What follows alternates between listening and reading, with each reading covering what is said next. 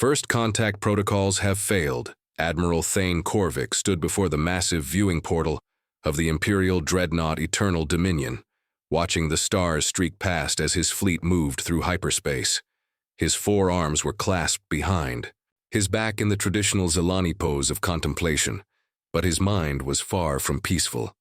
The energy readings from the Tau Ceti system made no sense. The bridge hummed with activity around him. Officers from 12 different species worked at their stations, all united under the banner of the Zelani Empire. For over 800 years, the Empire had brought order to this galaxy, civilizing primitive worlds and incorporating them into the greater whole. It was a system that worked, a system that brought peace through strength. Admiral, came the voice of Science Officer Kylex, her crystalline form shimmering as she approached. I've triple-checked the sensor data. The readings are definitely artificial in origin. Someone has built massive structures in the Tau Ceti system. Korvik turned his orange eyes toward her, his scaled face showing confusion. That's impossible. The Tau Ceti system was cleansed during the Great Purge 4 centuries ago. The records clearly state that no intelligent life existed there. The Great Purge was a dark chapter in Imperial history, though the official records called it a necessary action. During the Empire's expansion phase, they had encountered a species called humans who refused to submit to Imperial rule. These humans had been stubborn, resourceful, and dangerously independent. After years of conflict, the Empire had finally tracked down their homeworld and scattered colonies, eliminating the threat once and for all. Sir, Communications Officer Draal spoke up from his station, his tentacles dancing over the controls. We are receiving multiple energy signatures from the 4th planet. The readings suggest a population in the millions, possibly billions. Korvik felt a chill run through his body. This was impossible. The Imperial fleet had personally overseen the sterilization of every world where humans had been found. They had been thorough, systematic, and complete. There should be nothing in the Tau Ceti system but empty planets and dead rocks. Take us out of hyperspace, he commanded. Full tactical alert. Whatever we're about to find, I want the fleet ready for anything. The familiar sensation of dropping back into normal space filled the bridge. Immediately, the main screen activated, showing the Tau Ceti system in all its impossible glory. Korvik's 4 hearts nearly stopped beating. Where Imperial records showed an empty system, there was now a thriving civilization. Massive orbital stations ringed the 4th planet, connected by streams of light that indicated heavy traffic. Space. Elevators stretched from the planet's surface to the stations above. Hundreds of ships moved between different installations with the precision of a well-organized society. By the ancient codes, whispered Navigator Zeth, his insectoid features clicking with amazement. Look at the size of those constructions. Some of those stations are larger than our biggest space docks. The planet below was even more impressive. City lights covered entire continents, connected by transportation networks that glowed like golden threads across the surface. Agricultural zones stretched across vast areas, fed by what appeared to be advanced irrigation systems. This wasn't a primitive world struggling to survive. This was a civilization at its peak, sir. Tactical Officer Brix reported, his mechanical voice carrying an unusual note of concern. I'm detecting approximately 3,000 vessels in this system. Many of them are of unknown design and configuration. Korvik moved to the tactical display, studying the formations of ships around the various installations. They moved with purpose and organization, following flight patterns that spoke of advanced traffic control systems. More disturbing still, several of the larger vessels were clearly military in nature, though their designs were unlike anything in Imperial databases. Open a communication channel, Korvik ordered, trying to keep his voice steady. Use standard, first contact protocols. Draal worked at his station for several minutes before shaking his head. Sir, they're already broadcasting on our frequency. They've been trying to contact us since we arrived. A chill ran down Korvik's spine. How had they known which frequency to use?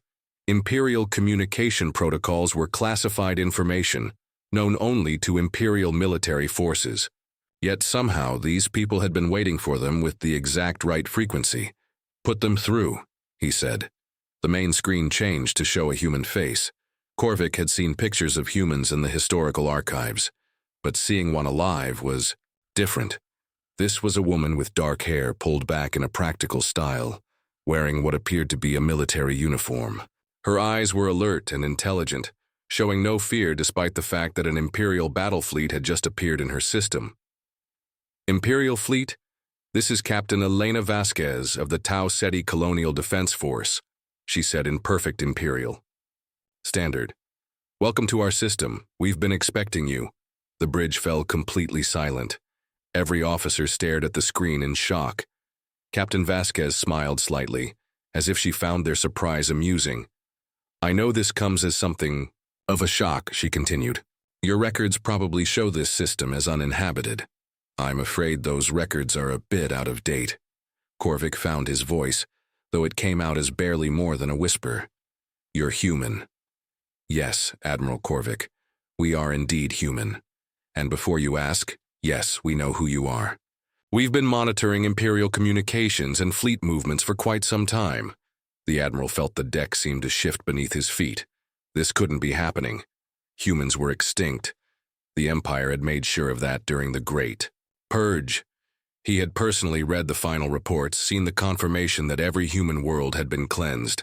"That's impossible," he said, louder now. "Humans were eliminated centuries ago. The Empire confirmed the extinction of your species." Captain Vasquez's smile widened. "I'm afraid your intelligence was somewhat incomplete, Admiral.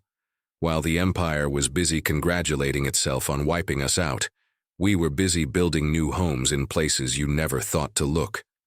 Behind her, Korvik could see what appeared to be a sophisticated command center. Other humans moved around workstations covered with displays and controls. Everything looked clean, modern, and highly advanced. These weren't desperate survivors, hiding in the ruins of their former civilization. These were people who had built something new and prosperous. "How many?" Korvik asked, though he wasn't sure he wanted to know the answer. "How many humans? Or how many systems we've colonized?" Vasquez asked. "Because the answers might surprise you." Science Officer Kylek stepped forward, her crystalline form trembling slightly. "Admiral, I'm detecting massive quantum signatures throughout this system. The level of technology required to generate these readings would rival our most advanced installations." Captain Vasquez nodded approvingly. "Your science officer has good equipment." "Yes, we've made some advances over the past 4 centuries. Turns out that when your entire species faces extinction, it's amazing how motivated you become to innovate."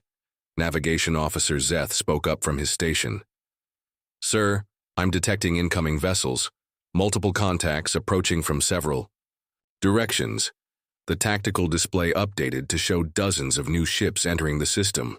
They moved in perfect formation, their approach vectors clearly planned and coordinated. These weren't random vessels responding to an emergency. This was an organized response to the Imperial fleet's arrival. "Don't worry," Captain Vasquez said, apparently watching the same displays. "Those are just our welcoming committee. We believe in greeting visitors properly." Korvik studied the approaching ships on his tactical display. They were sleek, fast-looking vessels with design elements he didn't recognize. More importantly, they moved with a precision that spoke of advanced navigation and communication systems. "Captain Vasquez," he said formally, "I am Admiral Thane Korvik of the Imperial Navy. As the ranking Imperial officer in this system, I must inform you that this region of space falls under Imperial jurisdiction. Any settlement here requires proper authorization from Imperial Command." The human captain's expression didn't change, but something in her eyes suggested she found his words amusing. "Admiral, with all due respect, we were here first. In fact, we've been here for over 300 years. I think that gives us a certain claim to the territory." Communications Officer Drawl looked up from his station with concern written across his features. "Sir, we're receiving transmissions from throughout the system. The traffic volume suggests a massive population with highly advanced communication networks. Captain, Korvik said, trying to maintain his official demeanor, regardless of how long you've been here, you must understand that the Empire cannot simply ignore an unauthorized settlement of this magnitude. There are protocols to follow, procedures to complete. Captain Vasquez leaned back in her chair, her expression becoming more serious.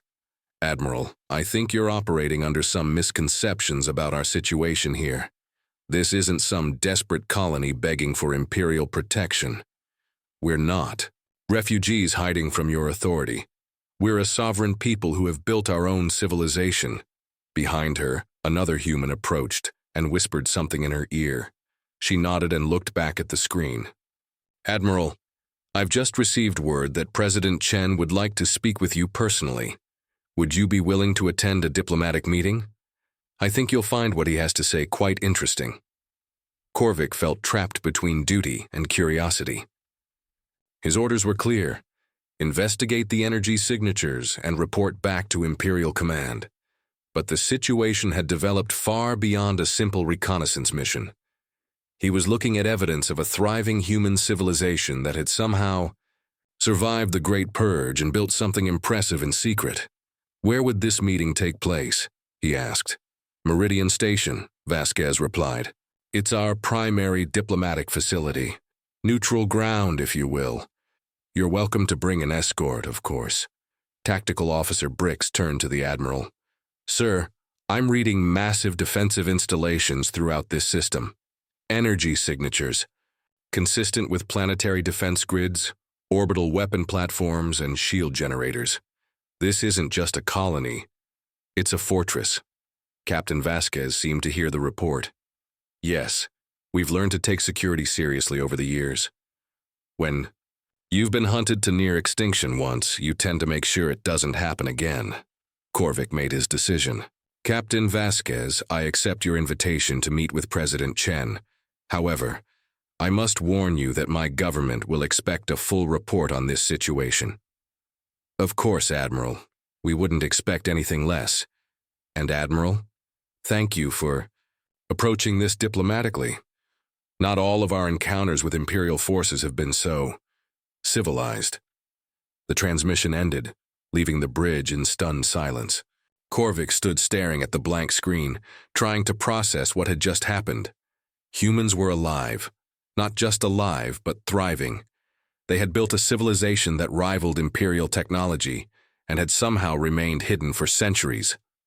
Sir, Science Officer Kylek said quietly, the quantum signatures I'm reading suggest technology that's more advanced than our own in several key areas. These people aren't just survivors, they've been innovating. Korvik nodded slowly. As he prepared for the diplomatic meeting that would change everything, one thought kept running through his mind. If humans had survived and built this much in secret, what else had the Empire been wrong about? And more importantly, what did these humans plan to do now that they had been discovered? The next few hours would determine whether this encounter would lead to peaceful integration or something far more dangerous.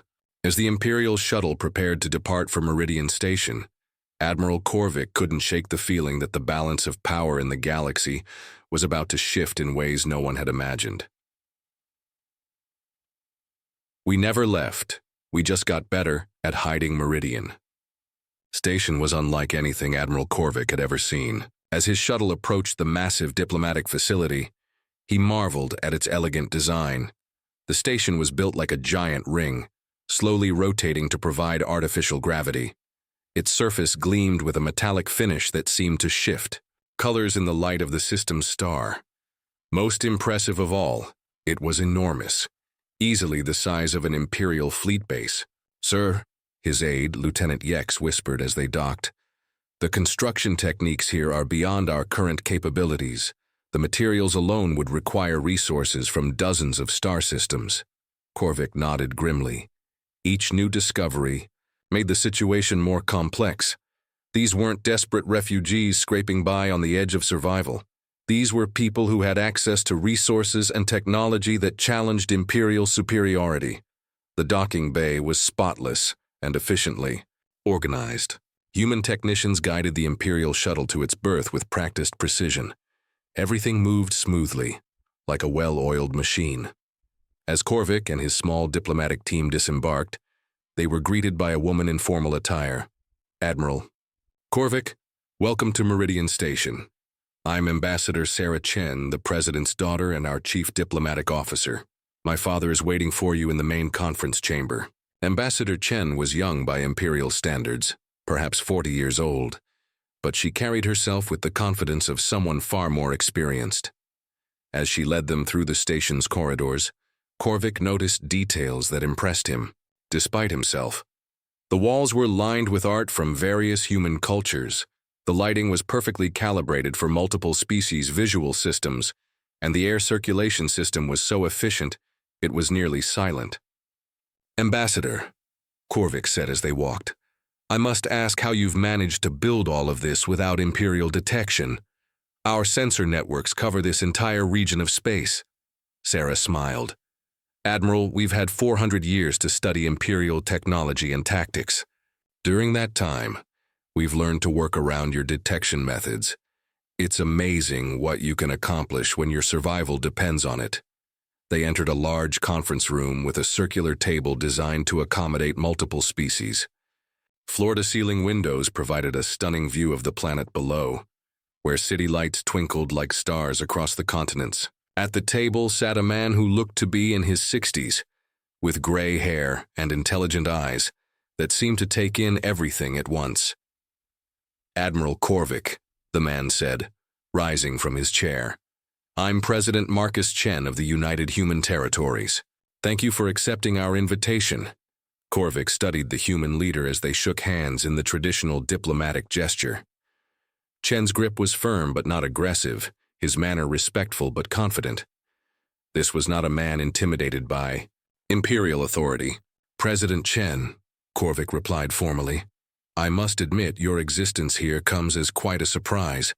Imperial records indicated that all human settlements were eliminated during the Great Purge. Chen's expression grew somber. Yes, the Great Purge. We call it the Great Betrayal.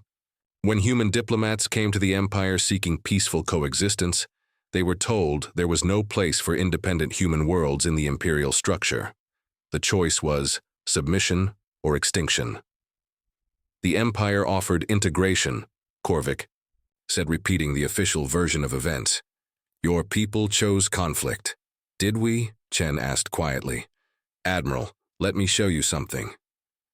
The room's wall screens activated, showing historical footage that Korvik had never seen before. It showed human diplomats in Imperial court, documents being signed, agreements being made. Then it showed Imperial fleets arriving at human worlds, not to integrate them, but to destroy them. These are recordings from our embassy in the Imperial capital, Chen explained. We kept extensive records of every negotiation, every promise made and broken. The Empire never intended to integrate human worlds peacefully. The plan was always extermination. Korvik watched the footage with growing discomfort.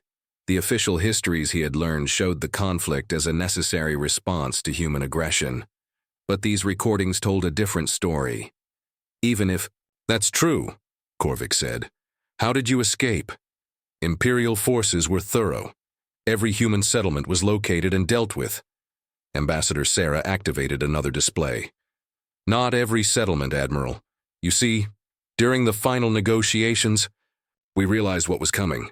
While your diplomats were making promises they had no intention of keeping, we were implementing the Exodus Protocol. The screen showed star charts with movement patterns marked in blue. Korvik realized he was looking at the largest civilian evacuation in galactic history. Thousands of ships moving along carefully planned routes to systems that were off Imperial maps. We had been preparing for this possibility for years, Chen continued. Our best scientists had identified dozens of systems that Imperial surveys had missed or dismissed as unimportant. While you were destroying our official colonies, our people were already building new homes in places you never knew existed. Impossible, Lieutenant Yex whispered. Imperial surveys are comprehensive. We map every system in our territory. Sarah smiled. Your surveys are impressive, but they focus on systems with obvious resources or strategic value. We chose systems that looked worthless from the outside but had hidden potential. Dead-looking worlds with rich cores, asteroid fields that could be mined and built into habitats, gas giants with moons that could be terraformed. You've been hiding for 4 centuries, Korvik said, living in secret, building in isolation. But why reveal yourselves now? Chen's expression grew serious. Because we're not hiding anymore, Admiral. We haven't been hiding for over 2 centuries. We've been watching, learning, growing stronger. A new voice spoke from the conference room. And protecting others from the same fate we faced. Everyone turned to see Captain Elena Vasquez entering the room, followed by 2 other humans. But it was the person behind them that made Korvik's blood run cold. It was Ambassador Krill, the Nexari diplomat who had disappeared during first contact. With the Empire 6 months ago, Ambassador Krill. Korvik stood in shock. You're supposed to be dead. Imperial reports said your ship was destroyed in a hyperspace accident. The Nexari ambassador clicked his mandibles in what his species used for laughter. No accident, Admiral. The Empire was planning to do to my people what they did to the humans. Captain Vasquez and her team intervened. Chen leaned forward. Admiral, over the past 2 centuries, we've made contact with 17 species that the Empire marked for integration.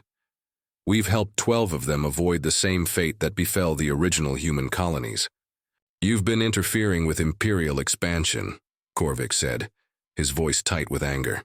We've been preventing genocide, Sarah replied firmly. There's a difference. Captain Vasquez activated a holographic display that showed the local region of the galaxy.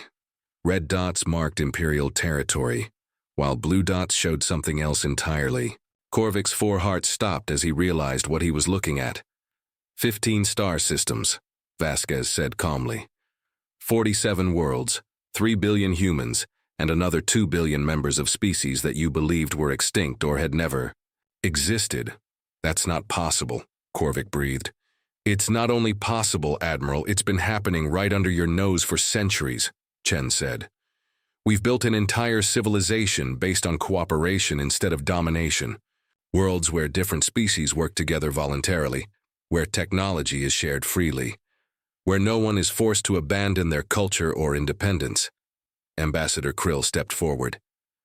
My people call it the Silent Alliance. Worlds that officially don't exist but are very much alive and thriving. Korvik felt the room spinning around him. Everything he had believed about Imperial superiority, about the necessity of their expansion, was being challenged by the evidence in front of him. What do you want? He asked quietly. Chen stood and walked to the windows looking out at the thriving world below. We want the same thing we wanted 400 years ago, Admiral. We want to live in peace. We want to develop our cultures and technologies without interference. We want the right to exist. The Empire cannot simply ignore your presence here, Korvik said. When you report this, Sarah interrupted, you'll be starting a conversation that should have happened centuries ago. The Empire has a choice to make. Captain Vasquez pulled up a new display showing ship movements throughout the region. Admiral, you've seen one system, one small part of what we've built, but the Silent Alliance extends far beyond human space. We have allies, resources, and capabilities that might surprise you.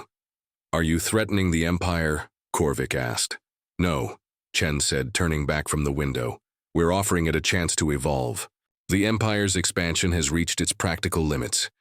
You're encountering more resistance, more worlds that refuse to submit. The old methods aren't working anymore. But there's another way, Sarah added. Partnership instead of conquest. Trade instead of tribute. Voluntary cooperation instead of forced integration. Ambassador Krill clicked his mandibles again. My people have prospered more in 6 months of freedom than in centuries under Imperial rule. The same is true for all the species in the Alliance.